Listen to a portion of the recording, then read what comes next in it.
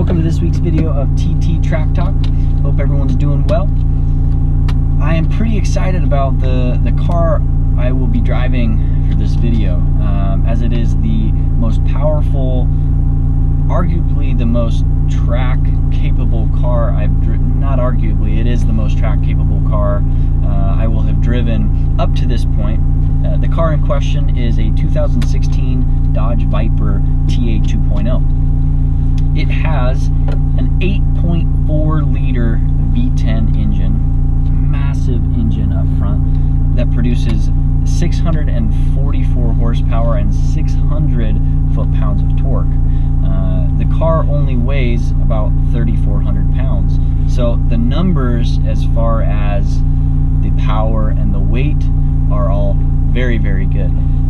Now, it's got some impressive numbers as far as power goes, but nothing else was really overlooked in this car either. It's not just a powerful car. They've put a Bilstein suspension on it, and with this particular package, it is TA tuned, so a little bit stiffer, a little bit more track capable. The suspension does have two different modes, one for street, one for race or track. It's obvious which one we will be using. In addition to the suspension, it's got some really powerful brakes, some Brembo 6 pistons on the front, and some Brembo 4 pistons on the rear, with some pretty big rotors.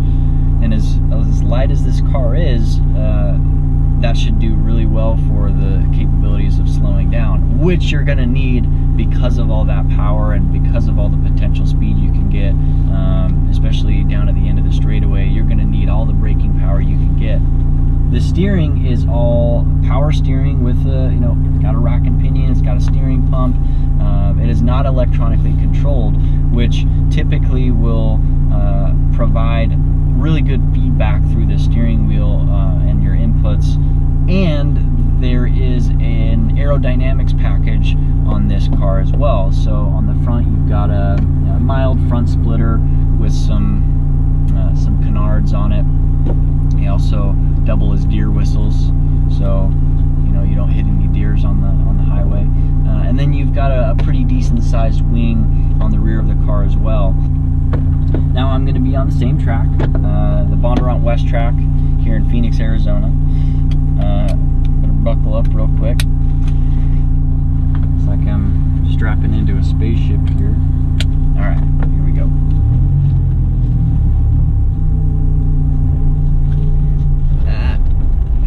Gets me every time. First flying lap. Here we go. Goodness. Oh my gosh.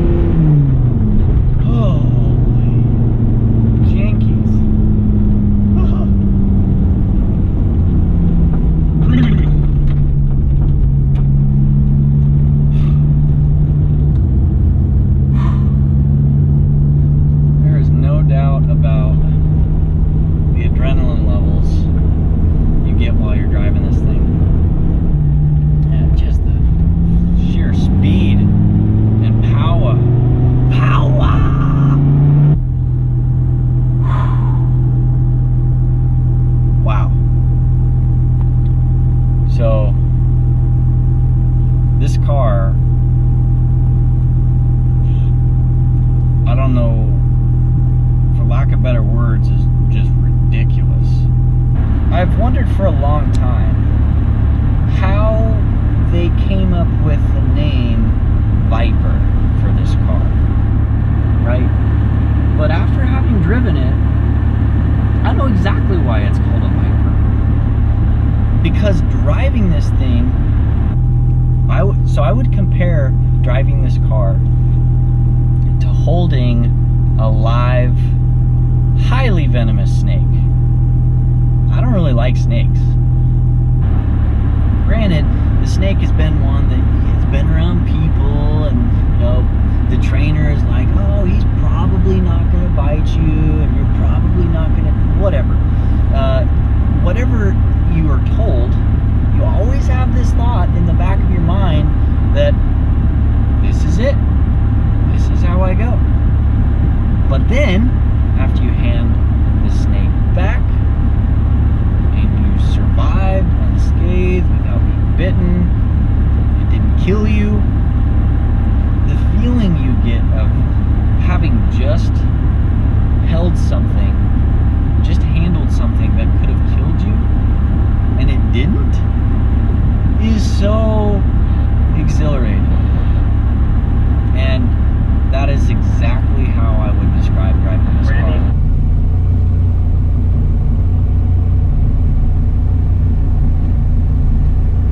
Anyway, so the overall performance of this car is astounding, right? It does everything you want it to do, and it does it really well. It's very responsive. So obviously this car is very capable, this is more of what it's designed for, right? The idea behind this car definitely had a lot more thought going into it to be able to perform at the track and to be able to perform in those high performance driving situations where you're pushing the car, and that's really where it shines. So as far as the lap time goes, just a reminder of the previous cars I've already done. The Challenger and Charger were both mid 106s, I think 106.5, 106.6. The Audi was a 109. The Fiat was a 114 for this car. It was able to go around this track in 1 minute 3 seconds, 103.8, which is almost 3 seconds faster than both the Challenger and the Charger. So you can see that the work and the engineering that Dodge put into this car really does pay off at the track when you're driving it where it's designed to be driven. And I think if you go elsewhere, anywhere else you go to drive this thing, especially at bigger, more open tracks, ones with longer straightaways, ones with faster corners, this car is going to shine even more. That gap between this and anything else is going to get even bigger, just because I think that's where this car shines even more, is when it has the room, when it has the distance to stretch the legs a little bit, to put that 650 horsepower to use. So that is it for this week's video.